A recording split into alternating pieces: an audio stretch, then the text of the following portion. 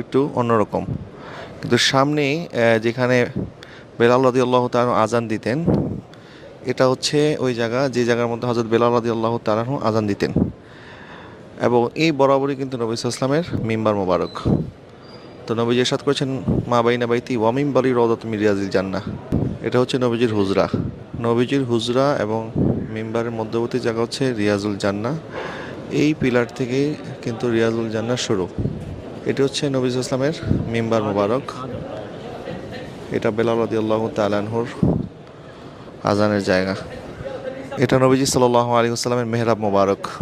নবীজি সাল্লাল্লাহু আলাইহি ওয়াসাল্লামের উফাতের দিন ফজর নামাজের সময় নবীজি এই স্থানেই দাঁড়িয়েছিলেন। নবীজির হুজরা মোবারকের পর্দা মোবারক নবীজি সরিয়ে তাকিয়ে দেখলেন সাইয়েদনা সিদ্দিক আকবরের ইমামতিতে সাহাবায়ে কেরাম নামাজ আদায় করছেন। হযরত আনাস রাদিয়াল্লাহু তাআলা বলেন, দীর্ঘদিন পরে নবীজি সাল্লাল্লাহু আলাইহি ওয়াসাল্লাম যখন আমাদের সামনে উপস্থিত হয়েছেন, আমরা তখন সবাই নবীজি সাল্লাল্লাহু আলাইহি ওয়াসাল্লামের দিকে ফিরে গেলাম। আমরা এতটাই খুশি ছিলাম যে